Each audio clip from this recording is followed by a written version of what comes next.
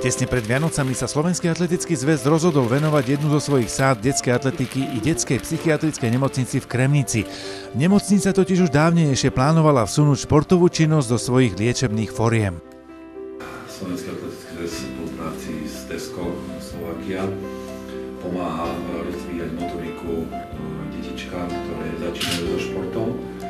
A som rád, že sa nám podarilo vybaviť, že takúto jednu sadu viete dostať vaše oddelenie a pekné skratky vám prejaviť.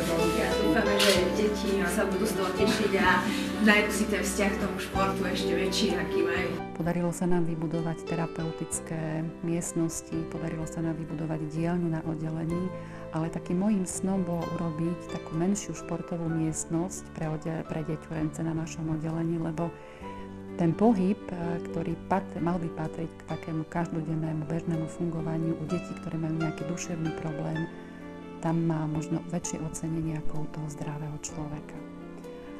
A keď prišla táto možnosť a ponuka, tak okamžite sa mi proste vynorilo, že môžem naplniť ten môj ďalší sen. A v priebehu budúceho roka sa hneď do toho pustíme, že vybudujeme takú malú telocvičňu na našom oddelení, kde toto budú prvé veci, ktoré budú patriť do toho vybavenia, s tým, že sa samozrejme posnažíme ešte nejaké veci ďalšie, čo sa týka stacionárnych bicyklov, doplniť a budeme to môcť zaradiť do každodenného bežného fungovania terapie deťurenic na našom oddelení. A z toho mám neskutočnú radosť. Takéto akcie sú veľmi pozitívne aj pre deti, aj pre to okolie, pretože sa stretávajú viac s tým športom. Možno idú do toho hlbšieho, spoznávajú iné okrem tých žineniek a klasických hier, ktoré sú a môžu si vlastne rozvíjať či tú motoriku, či ten vzťah a všetko okolo toho. Je predvianočné obdobie, každý sa naháňa, určite aj ty máš veľa toho starostí, ale tento čas, čo si tu strávila, ľutuješ, že si prišla?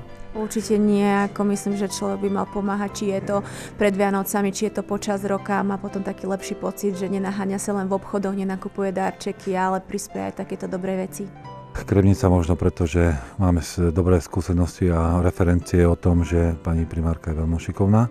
Dokonca uvažuje o tom, že to zapracuje do liečenia, že hodinu by mohli efektívne využívať tie detičky, pomáhala byť tam pri tom liečení.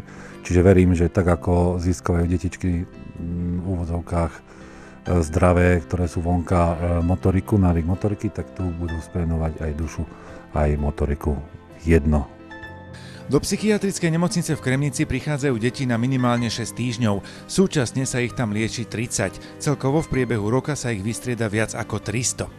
Teda jedno z dobrých miest, kde mohla skončiť výbava detskej atletiky.